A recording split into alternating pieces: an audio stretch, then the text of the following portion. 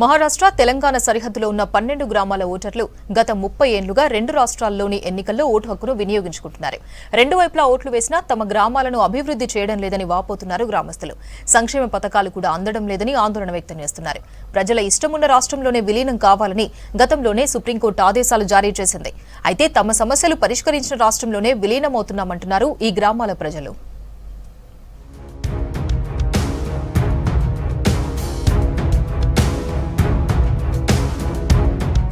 తెలంగాణ మహారాష్ట్ర సరిహద్దుల్లోని పరందోలి గ్రామ పంచాయతీలోని 12 గ్రామాలు వివాదాస్పదంగా మారాయి.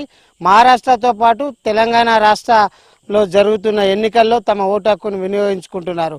గత 30 ఏళ్లుగా రెండు రాష్ట్రాల్లోనూ ఎన్నికల్లో పాల్గొంటున్నారు పరందోలి గ్రామ పంచాయతీ వాసులు. తెలంగాణ రాష్ట్రంలో జరుగుతున్న లోక్సభ ఎన్నికల్లో పరందోలి గ్రామస్తులు తమ ఓటు హక్కును వినియోగించుకుంటున్నారా లేదా అనే విషయాలను గ్రామస్తులను అడిగి తెలుసుకునే ప్రయత్నం చేద్దాం. ఉమ్మడి ఆదిలాబాద్ జిల్లా ఆసిఫాబాద్ నియోజకవర్గంలోని కెరమెరి మండలంలోని సరిహద్దుల్లో 12 గ్రామాలు తెలంగాణతో పాటు మహారాష్ట్రలోనూ ఉన్నాయి. పరందోలి, ముకుడ్డంగూడ, అంతాపూర్, బొలాపటార్ పంచాయతీల్లోని గ్రామాల్లో 6,500 మంది జనాభా నివసిస్తున్నారు. ఇందులో సుమారు 4,000 మంది ఓటర్లు ఉన్నారు. వీరికి మహారాష్ట్ర, తెలంగాణ రాష్ట్రాల ఓటర్ ఐడీ కార్డులను పంపిణీ చేశారు అధికారులు. 1989 నుంచి సరిహద్దు గ్రామాల పంచాయతీ నడుస్తోంది. గ్రామాల విలీన సమస్య సుప్రీంకోర్టు వరకు వెళ్లింది. ఈ భూభాగం మహారాష్ట్రలోకి వస్తున్న ప్రజల అభీష్టం మేరకు గ్రామాలను విలీనం చేయాలని సుప్రీంకోర్టు ఇదివరకే తీర్పునిచ్చింది.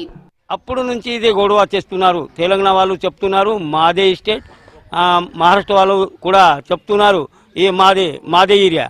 అట్లా ఇక్కడ వామన్ రావు చెట్టప్ కేసు పెట్టినారు సుప్రీంకోర్టులో, ఇక్కడ అజ్మీరా గోవింద్ నాయక్ కేసు పెట్టినారు హైకోర్టులో.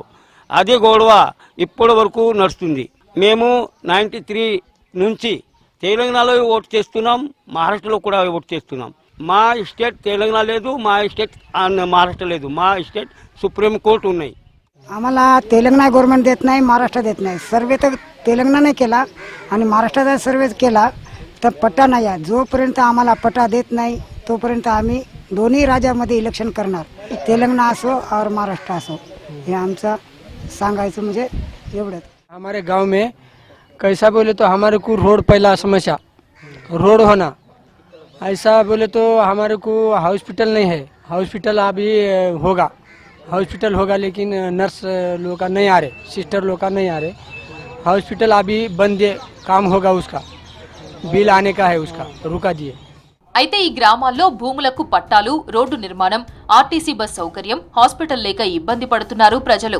టెక్నాలజీ విస్తరిస్తున్నా ఇక్కడ ఫారెస్టులో రోడ్లు, సెల్ టవర్స్ ఏర్పాటును అటవీశాఖ వ్యతిరేకిస్తోంది.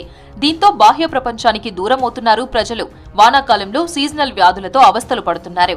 ఇక్కడి నుంచి 6 కిలోమీటర్లు కాలినడకన వెళ్లి హాస్పిటల్స్ కు వెళ్లాలి. కొన్ని సందర్భాల్లో గర్భిణులు మార్గమధ్యంలో ప్రసవిస్తున్నారని ఆవేదన వ్యక్తం చేస్తున్నారు గ్రామస్తులు. सवलती कोणच्याच नाहीत. ओट आले की ओट मागतात आम्हाला. आतापर्यंत तर केसीआरनं तर एसी वाल्याला बघलंच नाही.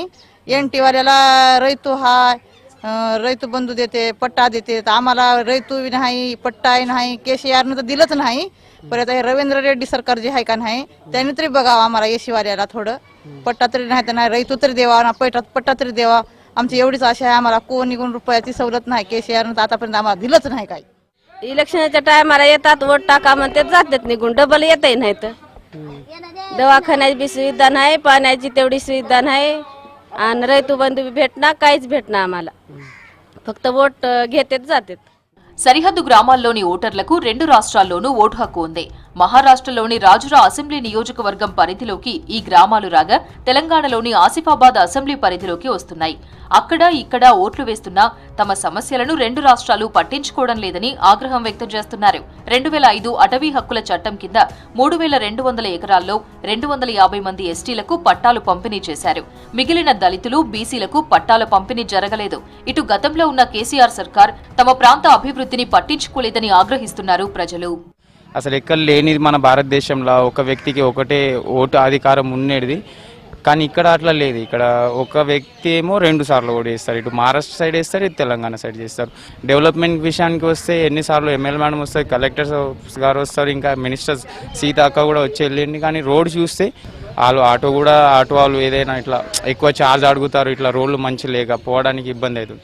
చదువుకోవడం విషయంలో అయితే ఎడ్యుకేషన్ అనేది ఏదైనా పోవాలంటే మేము ఆదిలాబాద్ పోవాలి, లేదంటే ఇటు ఆసిఫాబాద్ పోవాలి. కొందరు ఇటు మహారాష్ట్ర చంద్రపూర్ సైడ్ వెళ్తారు అన్నట్టు. కానీ ఆదిలాబాద్ పోవడానికి వర్షాకాలంలో పోలేవు, ఒకసారి అటు పోతే ఇటు ఇంటికి రాలేవు, అట్లా పరిస్థితి మాది ఉంటుంది. ఇక్కడ परमडोली में एक ही प्रॉब्लम है, यहाँ पे एक एम्बुलेंस होना है लेडीज़ के वास्ते, लेडीज़ का बहुत प्रॉब्लम है इधर, हॉस्पिटल होना है इधर, और एक एम्बुलेंस मिल जाएगा इधर तो अच्छा होगा इधर, हॉस्पिटल और एम्बुलेंस. क्योंकि लेडीज़ यहाँ से डिलीवरी टाइम में यहाँ से आदिलाबाद जाने के लिए बहुत देर लगता है, तो इधर सबसे बड़ी प्रॉब्लम तो वही है, डिलीवरी और एम्बुलेंस होना है. ఈ గ్రామాల్లో భూముల పట్టాలు, రైతు బంధు, రుణమాఫీ వర్తించడం లేదని రైతుల నుంచి ఆందోళన వ్యక్తమవుతోంది. అటు మహారాష్ట్రలోని రాజుర ఎమ్మెల్యే, ఇటు తెలంగాణలోని ఆసిఫాబాద్ ఎమ్మెల్యేకు ఫిర్యాదు చేసినా సమస్యలు పరిష్కారానికి నోచుకోలేదన్నారు. మొన్నటి అసెంబ్లీ ఎన్నికలకు ముందు 12 గ్రామాల ఓటర్లు ఎన్నికలు బహిష్కరించాలని తీర్మానించారు.